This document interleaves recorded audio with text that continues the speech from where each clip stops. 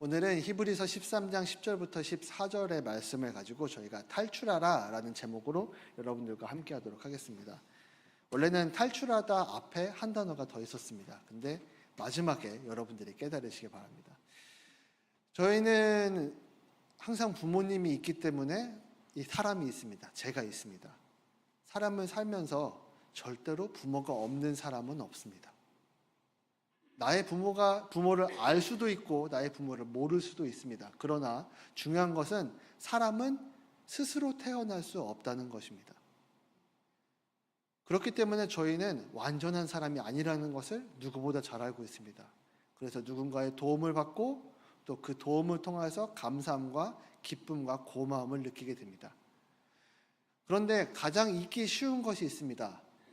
나 자신만 놓고 보자면 나의 부모가 나에게 구원이었습니다. 그러나 내 부모가 하늘나라로 돌아가건 또는 땅으로 묻혀 사라졌건 가장 중요한 것은 이제 나 혼자 남았을 때 누가 나를 인도하게 될 것인가? 이것은 굉장히 큰 문제입니다. 왜냐하면 세상을 살아가는 것이 여러분도 아시다시피 녹록지 않기 때문에 그렇습니다. 삶을 살아간다는 것은 참 어려운 일인 것 같습니다. 그렇기 때문에 예수님께서는 우리에게 도대체 어떠한 마음으로 세상을 살아가길 바라셨는지 그것을 깨닫는 시간이 여러분들과 제가 함께 되었으면 합니다. 먼저 오늘 본문 10절을 보면 이런 이야기가 나옵니다.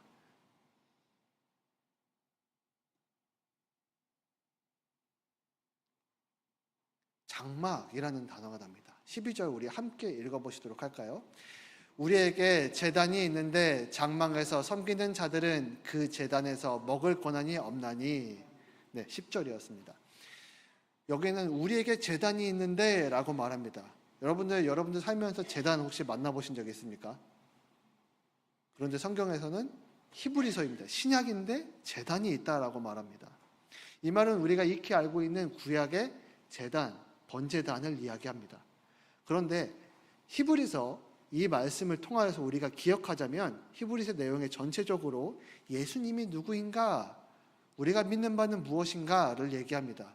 그러면 여기에 나와 있는 제단은 구약시대에 그 제사를 지내던 당시 히브리인들이 유대인들이 지내던 그 번제단이 아니라 예수 그리스도의 십자가를 말합니다. 그럼 우리에게 예수님의 십자가가 있습니다.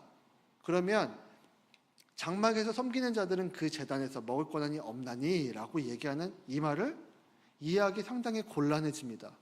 아니, 예수님의 십자가가 제단이라면 도대체 우리가 뭘 먹으라는 거야? 예수님을 뜯어 먹으라는 거야? 성찬식을 하면서 그 빵 먹는 걸로 대신 생각하면 돼? 라고 생각할 수 있습니다. 그러나 우리가 예수님을 마음에 모셔드림으로 우리는 예수님께 들어가게 됩니다. 예수님께 들어가서 우리는 삶을 살아가기 때문에 우리가 먹고 마시는 것이 어디에 속한 것인지를 깨달아야 합니다. 여러분들 예수님 믿으십니까? 확실히 믿으십니까? 그러면 여러분들이 먹고 마시는 곳은 세상입니까? 예수님 안에서입니까? 예수님 안에서입니다. 10절은 그것을 말하고 있습니다. 그런데 아주 고민스러운 것이 있습니다. 왜냐하면 내가 예수님 안에서 먹고 자고 마시고 그 생각을 항상 할 수 있나요? 없나요? 항상 할 수 있습니다. 네, 그런데 세상은 우리를 거짓말로 속입니다. 사탄은 우리를 거짓말로 속입니다. 하나님이, 예수님이 나와 함께 있다라고 말하지 않습니다. 너의 가치가 예수님에게 있어. 그래, 그건 인정해. 그런데 그건 너의 마음속에 묻어놔. 너의 삶에서는 드러나지 마. 라고 얘기합니다. 우리들은 이것을 볼 때 세상적으로 어떠한 선입견을 가지고 살아가는 경우가 있습니다. 저도 참 예수님께서 나와 함께 살아가는 것이 그것이 믿음의 본질이라는 걸 깨닫기 이전까지는 예수님과 함께 살아가는 게 말씀은 맞지만 생각으로는 알지만 불가능할 수도 있다라고 생각했습니다. 또는 많은 성도님들이 그렇게 살지 못하는 것이 현실이다라고 생각하는 것이 저의 옛사람의 생각이었습니다. 그런 선입견을 가지고 있었습니다. 목사님들이 또 전도사님들이 강단상에서 하시는 말씀이 꼭 이겁니다. 비밀이지만 말씀드리겠습니다. 성도는 절대 안 변해. 성도는 안 변해. 여러분들 혹시 마음속에도 그런 생각 혹시 있으십니까? 말하지 않으셔도 됩니다. 나는 아무리 노력해도 예수님과 같이 될 수 없어 라고 생각하게 됩니다. 그것이 사탄의 속삭임이고 그것이 거짓말입니다. 세상에 정말 수많은 사람들이, 수많은 세계들이 여러분들 텔레비를 볼 때도 예수님이 없는 것처럼 살도록 만듭니다. 아니신 것 같죠? 여러분들 텔레비 볼 때 기억하시는 바가 있는지 모르겠지만 여러분들은 신과 함께 삽니다. 여러분들에게는 여러분들을 이끌어주시는 사랑의 신이 있습니다 라는 메시지를 한 번이라도 들어보셨나요? 여러분들 마트에 갑니다. 마트에 가서 물건을 사고 거기에 전단지들 여러 가지들을 볼 때 여러분들이 고르는 이 음식은 신께서 준비해 주신 겁니다 라는 메시지를 본 적이 있습니까? 어디에도 없습니다. 세상은 철저하게 하나님과 예수님의 존재를 가립니다. 절대로 보지 못하게 합니다. 카지노에는 단 2가지가 없다고 합니다. 첫 번째, 시계. 얼만큼 시간이 지났는지 절대로 그 안에 도박하는 사람은 알 수 없습니다. 2번째, 창문. 밖에서 빛이 들어오는 것, 시간이 얼만큼 됐는지 내가 탈출할 곳이 있다는 것을 깨닫지 못하게 합니다. 그래서 대부분의 많은 사람들이 도박으로 자신의 인생을 탕진하게 됩니다. 그런데 우리가 사는 세상이라고 다를까요? 저는 제가 일주일 동안 살아가면서 제 주변 사람들에게서 예수 그리스도라는 말을 들어본 적이 거의 없습니다. 여러분들 스스로 우리 권사님들처럼 항상 예수님과 함께 사는 것을 복듣고 마음을 다잡지 않으면 어느 누구도 얘기해 주지 않습니다. 하물며 가정예배를 드리면 모르겠지만 가정예배조차 말씀 묵상을 하고 기도하고 서로 나눠야 하는 부부임에도 불구하고 안 하는 부분들은 서로에게도 예수님에 대한 이야기를 하지 않습니다. 아마 그게 대부분일 겁니다. 세상이 그런 문화를 만들어 놓고 우리를 키워놨습니다. 그러니 당연히 우리들은 제단에서 먹을 권한이 없다라고 생각을 합니다. 예수님과 함께 살아가는 것이 불가능하다라고 얘기합니다. 그런데 우리가 기억해야 하는 것이 있습니다. 우리는 예수님과 함께 우리를 십자가에 못 박았다는 것입니다. 그리고 예수님은 우리의 생활이 아니라 우리의 생활 밖으로 아주 끌어내셔서 그 죄악들을 끌고 가셔서 영문 밖에서 불태우고 고난을 받으셨습니다. 이 영문 밖이라는 단어는 굉장히 중요합니다. 11절 우리 함께 읽어보실까요? 시작. 이는 죄를 위한 짐승의 피는 대제사장이 가지고 성소에 들어가고 그 육체는 영문 밖에서 불사름이라. 아멘. 짐승의 피, 여기서 짐승의 피는 우리가 우리의 죄를 대신 짊어지게 된 우리의 죄를 나타내고 있습니다. 그러면 예수님께서는 십자가에 못 박혀 돌아가실 때 우리의 죄를 끌어안고 십자가에 못 박혀 돌아가셨습니다. 그런데 그분의 육체는 어디서 고난을 당하셨습니까? 본문에 나와 있습니다. 영문 밖에서. 왜 영문 밖에서일까라고 저는 곰곰이 생각해 봤습니다.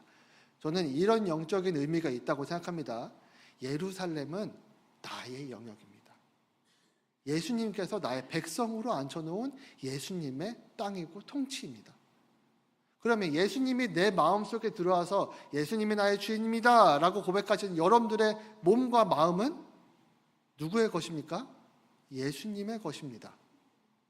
그런데 이상하게 저희는 마음속으로 근심하고 걱정합니다. 어떻게 근심과 걱정과 고통과 괴로움이 예수님과 함께 마음속에 있다라고 믿어야 하겠습니까? 결코 불가능한 일입니다. 예수님은 생명이시고 예수님 이외의 큰 기쁨, 더 나은 기쁨, 그리고 예수님과 함께 괴로움 또한 있을 수가 없습니다. 예수님 한 분으로 완전한 것입니다. 예수님과 내가 결합됨으로 나는 온전하여졌고 완전하여졌습니다. 하나님께서 말씀으로 그렇게 이야기하셨는데 우리는 여전히 나의 육체, 나의 옛사람, 나의 과거들, 힘든 습성들, 습관들 그것들을 가지고 이렇게 말합니다. 예수 믿어도 그럴 수 있어. 예수 믿어도 그럴 수 있어. 나 스스로가 용납하고 있습니다. 여러분들 분명히 아시기 바랍니다. 기억하시기 바랍니다. 예수님과 고난, 고통, 괴로움은 함께 할 수 없습니다. 제 친한 친구 중에 이런 말을 예수 믿을 오랫동안 믿었는데 이런 말을 자주 했습니다. 예수 믿어도 답답함을 어디 가서 얘기해야 돼. 예수 믿어도 화낼 수 있잖아. 스트레스 받을 수 있잖아. 그거 도대체 어디에서 누구에게 풀어야 해. 이런 말을 대부분 크리스찬들이 많이 합니다. 교회 다니는 사람들이 많이 합니다. 혹시 여러분들도 우리 목사님이 예수님과 함께 계속 살아가세요 라고 얘기하는 말을 듣기 전이라면 아마 여러분도 그렇게 생각했을 겁니다. 죄 짓고 힘들었다가 주일날 와서 다시 회복받고 무슨 핸드폰 건전지 떨어지는 것 마냥 왔다 갔다 교회를 그런 식으로 바라보게 만드는 것이 세상입니다. 교회 밖에서는 예수 없이 살아. 너의 괴로움은 교회 밖에서 허락된 거야. 너의 고통과 괴로움은, 너의 분노와 너의 죄성과 너의 타락은 교회 안에서는 해결될지 모르지만 교회 밖을 나오면 너희는 그 안에 살아야 해 라고 세상은 우리에게 말합니다. 하지만 예수님께서는 예수님 영역 안에서 예수님이 거룩하게 하시려는 곳에서 그의 육체를 고난당하지 않으셨습니다. 불사르지 않으셨습니다. 영문 밖에서 예수님께서 고난을 받으셨습니다. 예수님과 십자가로 나의 십자가를 못 박는다는 것은 나의 죄성과 나의 옛사람을 십자가에 못 박는다는 것입니다. 못 박아서 영문 밖에서 나의 밖에서 완전히 불살른 그 죄성을 어찌 제가 예수님과 함께 있다는 제가 어떻게 그것을 다시 내 마음속에 끌고 와서 나의 십자가다라고 묵상하겠습니까? 거짓말입니다. 여러분들 외부의 고통과 그런 상황들이 있습니다. 그것은 상황이지 여러분들의 십자가가 아닙니다.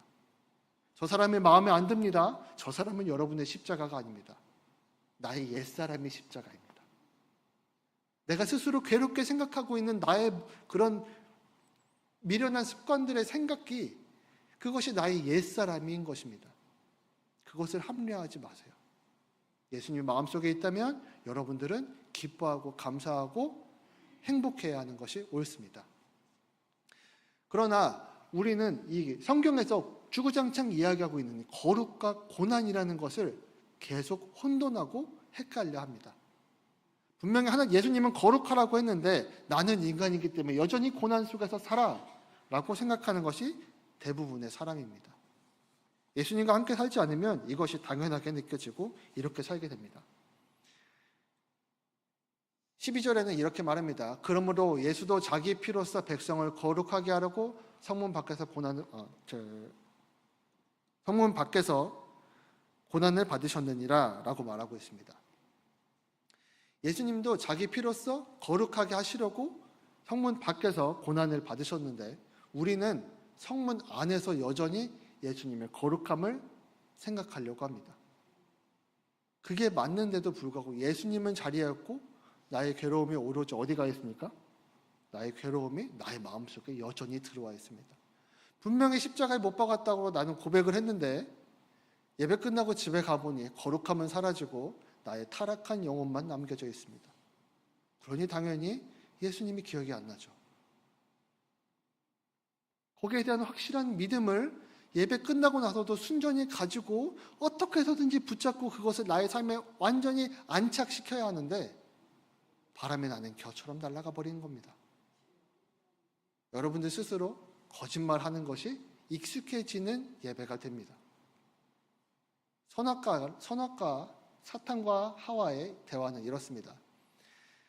우리는 하와가 정말 봐서 그 마음속에 정말 진심으로 저 선악과를 먹고 싶다라는 생각으로 그 이야기를 봤을 수도 있으나 그 원어적인 맥락을 따지면 이렇습니다. 하와야, 선악과에 너 동산에 있는 모든 열매를 다 먹으라고 했니? 먹으라고 했어.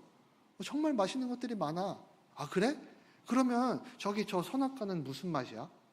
저거는 먹지 말라고 했어. 하나님이 저거 먹으면 죽는다고 했어. 뭐? 야, 거짓말하지 마. 그거 맛있는데 나 안 주려고 그러는 거지? 맛있는데 맛 없는 것처럼 얘기하는 거잖아. 너 먹어봤잖아. 너 원래 그랬잖아.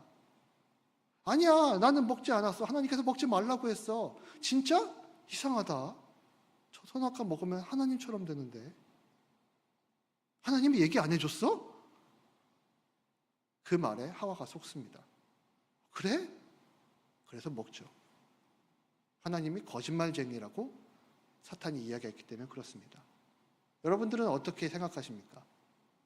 사탄의 말에 여전히 동의하십니까? 하나님이 여러분들에게 세상을 살면서 뭔가 숨기는 것이 있거니, 예수님 말고 다른 것이 뭔가 있을 거니 라고 생각하십니까? 그러시다면 죄송하지만 예수 믿고 구원받으시기 바랍니다. 아주 간단한 말입니다. 정말 세상에는 수많은 이야기들로 가득 차 있습니다. 그런데 예수님을 빼고서는 구원과 생명과 평강이 없습니다. 나에게 더 큰 감사로 받아들일 것이 없습니다. 예수님과 제가 합쳐지게 되면, 하나가 되면 하나의 커다란 사랑이 됩니다. 에베소서 1장 4절 5절에는 이렇게 말하고 있습니다. 곧 창세 전에 그리스도 안에서 우리를 택하사 우리로 사랑 안에서 그 앞에 거룩하고 흠없게 하시려고 그 기쁘신 뜻대로 우리를 예정하사 예수 그리스도로 말미암아 자기의 아들들이 되게 하셨으니 라고 말하고 있습니다. 그러면 여기에 굉장히 아름다운 표현이 있습니다. 예수 그리스도 안에서, 그 다음에 우리로 사랑 안에서. 그럼 예수 그리스도는 무엇입니까? 사랑입니다. 예수님은 사랑입니다. 그래서 우리가 예수님과 연합이 되게 되면 우리는 사랑이 되는 겁니다. 내가 온전한 사랑이 된다면 무엇이 중요한 것입니까? 내가 온전한 사랑이 되면 하나님께서 자기의 아들들이라 여겨주신다는 말입니다. 예수님과 떨어져서는 이 세상에 어떠한 진리도 나를 하나님께 이끌 수 있는 것이 없습니다. 아무리 괴롭고 그것을 갈구하더라도 그것을 우리가 받아들이는 것이 한계가 있습니다. 요한복음 1장 12절 13절에는 이렇게 얘기합니다. 예수님의 사랑을 이렇게 분명하게 얘기합니다. 영접하는 자, 곧 그 이름을 믿는 자들에게는 하나님의 자녀가 되는 권세를 주셨으니 이는 형통으로나 육적으로나 사람의 뜻으로 나지 아니하고 오직 하나님께로부터 난 자들이라. 하나님께로부터 난 자들이라. 왜냐하면 나는 예수님을 영접했으니까요. 예수님과 함께 살아가겠다고 그렇게 약속하고 믿어 의심치 않았기 때문에 그렇습니다. 언제까지 문 밖을 나서면서 사탄의 속임수와 거짓에 휘둘리시겠습니까? 내가 밥을 먹을 때 기뻐하지 않는 이유, 근심이 생기는 이유, 그것이 진짜로 무엇이라고 생각하십니까? 내가 길을 걸어갈 때, 내가 누군가 통화할 때, 내가 근심 걱정되는 상황과 마주했을 때 나의 마음속에 그 어두운 것들은 도대체 어떻게 설명하시겠습니까? 저는 분명하게 말합니다. 사탄이 여러분을 속이고 있습니다. 세상은 여러분들을 속이고 있습니다. 그 속이는 세상 가운데 계속 머물다 보면 나도 모르게 내가 속는 것이 당연하게 여겨지게 됩니다. 요한복음엔 다시 이렇게 말합니다. 예수께서 이르시되 내가 곧 길이요 진리요 생명이니 나로 말미암지 않고는 아버지께로 올 자가 없느니라 라고 말하고 있습니다. 우리가 아버지께 가면 참된 평화를 누리게 됩니다. 하나님 그 이상의 진리와 하나님 그 이상의 감사와 기쁨은 없습니다. 여러분들, 이 땅의 육신은 반드시 사라지게 됩니다. 그러면 우리의 영은 어디로 가겠습니까? 육신이 살아있다는 것은 영이 살아있다는 것을 말합니다. 그러나 이 땅에 있는 모든 것들이 나의 육신만을 위한다면 제가 길에 펴있는 풀과 동물과 다를 바가 없습니다. 그 의미가 있지 않습니다. 세상은 이런 식으로 표현하더라고요. 우주가 너를 도와줄 것이다 라고 이야기합니다. 간절히 원하다 보면 너를 도와줄 것이다. 저는 이렇게 말합니다. 기도 열심히 하면 주께서 들으실 것이다. 그런데 요즘에는 옛날처럼 기도했다고 믿지 않는 사람, 기도했다고 그걸 순진하게 믿지 않는 것이 지혜라고 말합니다. 기도했어도 살 길 찾아. 행동해야지. 기도는 기도고 그게 이루어진다는 보장이 없잖아. 이렇게 이야기합니다. 꼭 하나님이 나의 기도를 듣지 않으시는 것처럼 생각합니다. 결과가 무엇입니까? 집에 가서 기도 안 합니다. 곤란이 있을 때 기도 안 합니다. 내가 기도하지 않는 것이 당연합니다. 왜? 세상이 그렇게 얘기하니까요. 오히려 주일날 예배 오는 것이 이상한 사람입니다. 유난이야 정말. 금요초라는 왜 와? 저녁 기도는 왜 해? 밥 먹을 때 눈은 왜 감어? 왜? 농부한테 감사하는 거야? 그것이 세상이 우리를 속이는 방법입니다. 기독교는 철저하게 세상에서 외면당합니다. 종교 화합이나 평등을 이야기할 때 불교 서로 이야기합니다. 천주교 이야기합니다. 다른 종교들, 학문들 서로 존중하고 받아줍니다. 하지만 기독교는 왜 그래? 여러분들 이 느낌이 무슨 느낌인지 아시죠? 술 마셔 라고 직장생활 할 때 이야기합니다.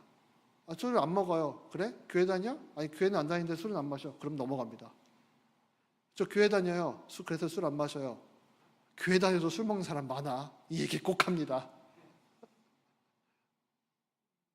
말을 쓸 수도 있죠. 하지만 그건 나의 믿음을 지키기 위해서는 그건 해당 사항이 없다 이겁니다. 하지만 대답을 못하는 게 대다수입니다. 예수님과 함께 사는 것이 내가 목숨 걸어야 하는 것인지 자꾸 잊어버립니다. 예수님의 목숨값으로 내가 죽었다 살아났다는 것을 자꾸 잊어버립니다. 세상은 그것을 비난하고 공격하기 때문에 저희는 점점점 움츠려듭니다. 그래서 여러분들 삶에서는 예수님이, 하나님이 나의 아버지라는 것을 자꾸 잊어버립니다. 세상을 창조하시고 모든 만물의 주인이신 하나님이 나의 아버지 되신다는 것을 내가 자꾸 잊어버리게 만듭니다. 그래서 우리는 탈출해야 합니다. 세상에서 탈출하고 나 자신의 그런 죄성에서 탈출해야 합니다. 13절에는 이렇게 말합니다. 우리 함께 읽어보실까요? 시작. 그런즉 우리도 그의 치욕을 짊어지고 영문 밖으로 그에게 나아가자. 영문 밖으로 나아가자. 완전히 묻어버리기 위해서 영문 밖에서 해결하고 나의 영과 나의 영역은, 나의 마음은 오로지 예수님으로 가득 채우자. 나의 죄성은 밖에서 해결하고 오는 겁니다. 예수님께서 십자가에 못 박히실 때 나의 죄값을 함께 짊어지고 가셨습니다. 문제있는 죄가 아니라, 나를 화나게 하는 죄가 아니라, 나를 스트레스 받게 하는 이 상황과 나의 부모가 아니라 내 안에 있는 것들을 예수님께서는 짊어지고 십자가에 못 박히셨다는 겁니다. 나의 죄성을 예수님께서는 육체로서 영문 밖으로 나가 해결하시고 들어오셔서 나에게 평안을 주셨다는 말입니다. 그래서 예수님께 나갈 때 나의 죄성을 가지고 나가는 겁니다.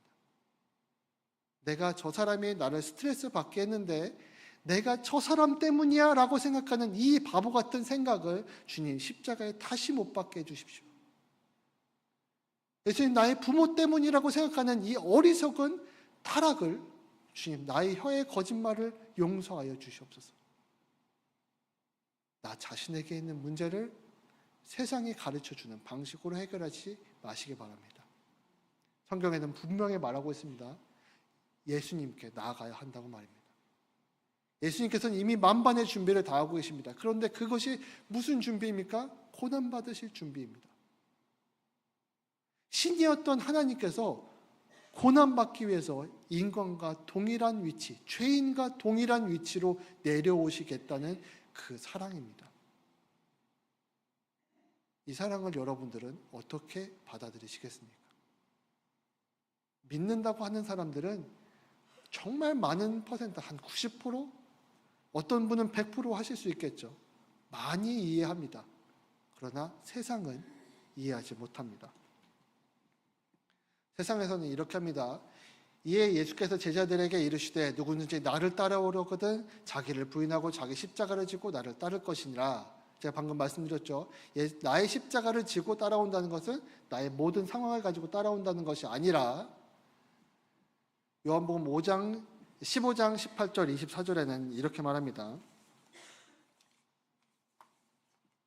세상이 너희를 미워하면 너희보다 먼저 나를 미워할 줄 알라. 너희가 세상에 속하였으면 세상이 자기의 것을 사랑할 것이나, 여러분들이 세상 속에 여전히 있으면 누구도 말하지 않는다고요.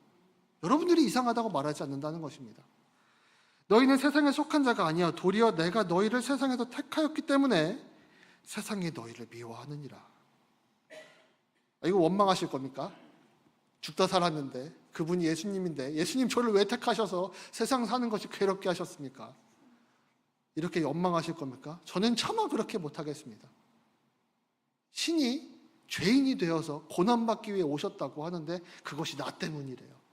그럼 저는 차마 그것을 원망할 수가 없습니다.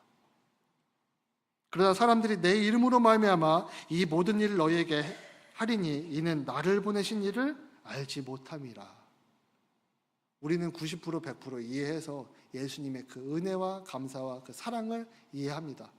그래서 그렇게 살아가고 사랑하려고 최대한 노력하며 살지만 세상은 전혀 이해할 수 못합니다. 거짓 속에서 살아간다고 하면 진리를 접하지 못했기 때문에, 만나지 못했기 때문에, 예수님을 만나지 못했기 때문에 그들은 하나님을 알지 못합니다. 하나님이 우리의 눈으로 보이지 않으셨던, 오시면 그냥 세상 끝나는 그분이 예수님으로 오셔서 우리가 볼 수 있고 이해할 수 있게 되었습니다. 우리는 예수님을 영접해서 알지만 세상은 예수님을 영접하지 않았기 때문에 모릅니다. 모를 수밖에 없습니다. 나를 미워하는 자는 또 내 아버지를 미워하느니라. 내가 아무도 못한 일을 그들 중에서 하지 아니하였더라면 너희에게 죄가 없으려니와 지금은 그들이 나와 내 아버지를 보았고 또 미워하였도다. 예수님이 오셨는데 예수님께서 죄가 죄다, 거짓에 속지 말고 하늘의 것을 구하라 라고 얘기하지 않았다면, 나와 함께 사는 것이, 나를 믿는 것이 하나님을 믿는 것이다 라는 사실을 말하지 않았다면 세상은 예수님을 죽이지 않았을 겁니다. 여러분들이 나는 예수님과 함께 살아가기를 결단하고 나는 그런 삶을 사는 것이 당연합니다 라고 세상에 말하지 않고 증거하지 않으면 여러분들은 세상의 미움을 절대로 받지 않습니다. 그리고 세상은 무엇이라고 오히려 얘기합니까? 그거는 너의 마음속에 묻어놔. 밖으로 꺼내지 마. 다른 사람과 예수님을 나누지 마. 그 깊은 사랑을 말하지 마. 그건 너만 알고 있어 라고 이야기하기 때문에 세상은 우리를 움츠러들게 만든 것이 당연합니다. 그리고 예수님은 이렇게 말합니다. 너희도 처음부터 나와 함께 있었으므로 증언하느니라. 예수님께서는 이 처음을 태초부터라고 말씀하고 계십니다. 태초부터 나를 예수님과 함께 하나님의 영광 안에서 평안을 누리도록 하셨대요. 그래서 우리는 증언할 수밖에 없다고 합니다. 여러분들 싫다고 하실 겁니까? 하나님의 그 영광과 평안을 여러분들은 싫다고 하시겠습니까? 아니면 그게 맞다고 생각하신다면 맞다고 살아가시겠습니까? 그래서 우리에게는 영관 도성이라는 단어를 마지막에 주셨습니다. 14절에 이렇게 말합니다. 우리가 여기에는 영관 도성이 없으므로 장차 올 것을 찾나니. 여러분들 세상 살면서 편하셨습니까? 기쁜 일만 가득하셨습니까? 건강과 감사로 가득하셨습니까? 여러분들의 사는 세상은 절대로 그것을 여러분들에게 양보하지 않습니다. 그것이 있는지도 모르게 고통과 고난이 당연한 것이라는 세계 속에서 살게 됩니다. 저는 이 땅에 사는 것을 원하지 않습니다. 천국을 소망합니다. 이 땅이 녹록지 않다는 것을 누구보다 잘한다고 생각합니다. 죄송하지만 아직 40도 안 됐는데 이런 고백을 하는 제가 믿음이 있기 때문이라고 고백합니다. 그래서 처음 된 자가 나중 된다고 말하지 않습니까? 믿음에는 앞뒤가 없습니다. 만약 여러분들께서 수년 동안, 수십 년 동안 예수 그리스도를 믿음으로 이 땅이 허무하다는 것을 깨달아 알게 되셨다면, 아니 예수님을 들지 않고서도 이 땅의 모든 것을 내가 죽어서도 끌어안고 싶다라고 여겨지지 않는 마음이 있다면 이 땅은 여러분들에게 의미 없는 것입니다. 게다가 우리는 예수님을 믿음으로 하나님의 영광의 평안을 약속받았습니다. 무엇이 궁핍해서 이 땅에서 미련두시고 사시겠습니까? 무엇이 부족해서 예수님을 의지하고 예수님과 함께 사는 것을 포기하고 세상의 근심 걱정으로 살아가시겠습니까? 정말 그것이 당연하다고 생각하십니까? 아니면 그 자리에서 탈출하시겠습니까? 세상에서 탈출해야 하고 나의 이 더러운 타락에서 탈출해야 합니다. 세상의 이야기는 그 거짓말이 내 입에도 옮겨 붙었던 그 더러운 불덩어리를 떼어내셔야 합니다. 예수의 보혈로 씻으시고 여러분들이 거룩한 하나님의 자녀들이라는 것을 깨달아 아시기 바랍니다. 골로새서 1장 2절에는 이렇게 말합니다. 1절 2절에는 이렇게 말합니다. 3장 1절 2절은 그러므로 너희가 그리스도와 함께 다시 살림을 받았으면 위의 것을 찾으라. 거기에는 그리스도께서 하나님 우편에 앉아 계시느니라. 위의 것을 생각하고 땅의 것을 생각하지 말라. 이 땅의 것들은 모두 사라지고 하나님의 진노 위에 있게 됩니다. 저희들이 예수님과 삶을 살아가기로 결정한 그 순간에, 그때 이후부터는 저희는 더 이상 세상의 근심과 걱정에 매여 있지 않습니다. 상황이 발생합니다. 그래, 주께서 하실 일이지. 주께서 나에게 어떠한 깨달음과 감사와 기쁨을 알려주시려고 이러한 환난들을 겪게 하실까? 이러한 연단을 겪게 하실까? 내가 패배에 멈추는 것이 아니라 하나님께서 주시는, 예수님께서 동행하시는 기쁨과 감사를 맛보는 순간이라는 것입니다. 데살로니가 전서 5장 18절은 아주 유명한 말이죠. 우리 함께 읽도록 할까요? 시작. 범사에 감사하라. 이것이 그리스도 예수 안에서 너희를 향하신 하나님의 뜻이니라. 아멘. 여러분들이 탈출하신 믿음의 성도님들이 맞다면, 사랑하는 새성교회 성도님들은 이 말을 꼭 기억하시기 바랍니다. 우리 함께 읽어볼까요? 예수 그리스도로 감사하라. 예수 그리스도로 감사하라. 이것이 하나님의 뜻이랍니다. 이것이 하나님의 뜻이랍니다. 범사에 감사하는 것이 불가능하다고요? 항상 기뻐하는 것이 불가능하다고요? 항상 기도하는 것이 불가능하다고요? 누가 그럽니까? 누가 그게 진짜랍니까? 만약 그런 얘기를 하는 사람이 있으면 그게 거짓말이라는 것을 그 사람은 어떻게 모르겠습니까? 그게 진짜인지 가짜인지 당신은 모르잖아요. 하지만 우리는 말씀을 봅니다. 말씀에는 항상 정답을 이야기합니다. 성경에서는 무엇으로 감사하라고 합니까? 예수 그리스도로 감사하라고 합니다. 우리는 이걸 믿었기 때문에 그들의 속임수와 그들의 흔들림에 의지하지 않을 수 있는 겁니다. 여러분들 감사하시는 곳으로 탈출하시기 바랍니다. 예수님에게로 탈출하시기 바랍니다. 더 이상 죄악된 곳에서 여러분들을 올가매지 마시고 그게 당연한 세계에 살지 마시고 거룩한 예수님께게로 탈출하여 항상 감사를 맛보는 그런 달콤한 어린 양이 되시기 바랍니다. 제가 기도하도록 하겠습니다. 사랑의 주님, 감사합니다. 오늘 또 무엇을 하든지 말이나 일이나 다 예수님의 이름으로 하고 하나님께 감사하는 사람이 되고 싶습니다. 주님, 이 거룩한 기도들을 깨달아 알게 하여 주시옵소서. 우리가 삶을 살아갈 때마다 예수님 놓치고 사는 적이 정말 많습니다. 정말 속상하게도 누구도 얘기해 주지 않습니다. 오늘도 예수님과 함께했니라고 저에게 물어보주는 사람이 없습니다. 내가 나에게 깨닫지 않으면, 내 안에 계신 성령님을 의지하지 않으면 정말 세상에서 누구 하나 나에게 그 얘기해 주지 않습니다. 잠이 들 때 한숨만 나옵니다. 주님, 세상에서 그렇게 살지 않게 도와주시옵소서. 나의 삶은 오로지 예수님만으로 감사하게 하여 주시옵소서.